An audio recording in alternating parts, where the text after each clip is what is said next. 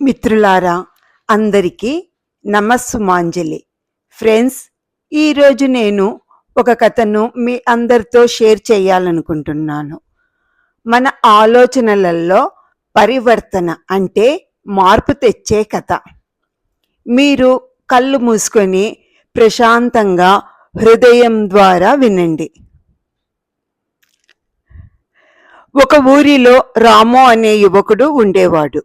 ఈ యువకుడు తనకు గతంలో జరిగిన బాధాకరమైన విషయములను మరచిపోలేక వాటిని తలుచుకుంటూ బాధపడుతుండేవాడు.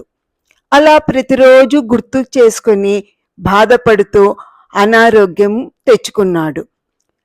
తను మరచిపోవలసిన విషయాలను గుర్తుకు తెచ్చుకొని బాధపడుట వలననే తనకు ఆరోగ్యం క్షీణిస్తుందని గ్రహించాడు. రాము వెంటనే ఒక గురువుగారి దగ్గరికెళ్ళి, గురువుగారు, నేను గతంలో జరిగిన బాధను కలిగించిన విషయాలను మరచిపోలేకపోతున్నాను. వాటి గురించి ఆలోచించుట వలన నా ఆరోగ్యము క్షీణిస్తుంది. ఆ విషయాలను మరవాలనుకున్నా కానీ మరవలేకపోతున్నాను. నా సమస్యకు పరిష్కారం తెలపండి అని వినయముతో రాము గురువుగారితో విన్నవించుకున్నాడు. అప్పుడు గురువుగారు, సరే నాయనా, నేను చెప్పినట్లు చెయ్యగలవా అని అన్నాడు. తన సమస్యతో విసుగెత్తిన రాము, సరే గురువుగారు అని అన్నాడు. గురువుగారు అక్కడే ఉన్న ఒక గ్లాస్తో నీరు తీసుకొని రమ్మన్నాడు. రాము గ్లాస్తో నీరు తీసుకొని వచ్చాడు. గురువు నీటితో నిండిన గ్లాసు బరువుగా ఉందా అని అడిగాడు. రాము వెంటనే తేలికగా ఉంది గురువుగారు అని అన్నారు. అవునా, అయితే ఆ గ్లాసును అలాగే పట్టుకొని ఉండు అని అన్నారు. రాము అలాగే పట్టుకున్నాడు. కాసేపు అయినాక గురువుగారు, ఈ గ్లాసును అలాగే కొన్ని నిమిషాలు పట్టుకొని ఉంటే ఏమవుతుంది రాము అని అడిగాడు. దానికి రాము, చెయ్యి నొప్పి అవుతుంది గురువుగారు అని అన్నాడు. అవునా, అయితే అలాగే కొన్ని గంటలు పట్టుకొని ఉంటే ఏమవుతుంది రాము అని అడిగాడు. అప్పటికే చెయ్యి నొప్పి అనిపించినందున రాము అలాగే పట్టుకుంటే చెయ్యి నొప్పితో పాటు చెయ్యి తిమ్మిరి కూడా వస్తుంది గురువుగారు అని అన్నాడు.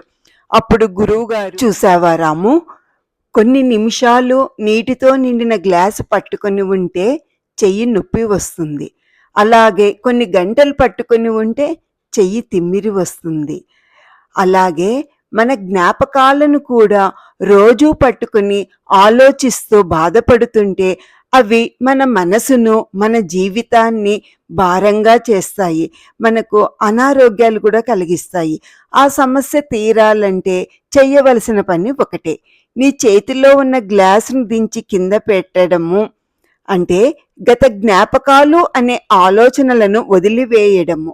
ఇదొక్కటే సమస్యకు పరిష్కారము అని చెప్పాడు. గతాన్ని మోయడం ఆపాలి. గత జ్ఞాపకం ద్వారా నీవు నేర్చుకున్న పాఠము మాత్రమే గుర్తుపెట్టుకోవాలి. అప్పుడే మీరు ప్రశాంతంగా, ఆనందంగా జీవితాన్ని కొనసాగించగలవు. వర్తమానంలో ఉన్న క్షణాలను కూడా ఆస్వాదించగలరు అని తనను తాను మార్చుకునేందుకో, వర్తమానంలో జీవించేందుకో అతి సరళమైన ఆనాపానసతి విద్య నేర్పాడు. అంటే ప్రతినిత్యము కొద్ది సమయము కళ్ళు మూసుకొని పీల్చే గాలిని, వదిలే గాలిని గమనిస్తూ ధ్యానం చేస్తూ ఉంటే ఎరుక కలిగి నీ మీద, నీ ఆలోచనల మీద అవగాహన పెరుగుతుంది. తద్వారా నీలో మెల్లమెల్లగా పరివర్తన కలుగుతుంది అని చెప్పాడు. అప్పటి నుండి రాము ప్రతినిత్యము కొద్ది సమయము ధ్యానం చేసి గత అనుభవాల ద్వారా నేర్చుకున్న పాఠాలతో వర్తమానంలో జీవిస్తూ స్వయంగా తన అనారోగ్యాన్ని కూడా పోగొట్టుకుని తనను తాను మార్చుకుంటూ తను ఆనందంగా జీవిస్తూ తను అనుకున్న విధంగా జీవిత ప్రగతిని సాధించాడు. అందుకే మిత్రులారా, మనము ప్రతినిత్యము ధ్యానం చేసి మన జీవితాన్ని మనమే స్వయంగా మలుచుకొని ఆనందంగా జీవించాలని కోరుతూ మీ Gayatri Swami. Thank you friends.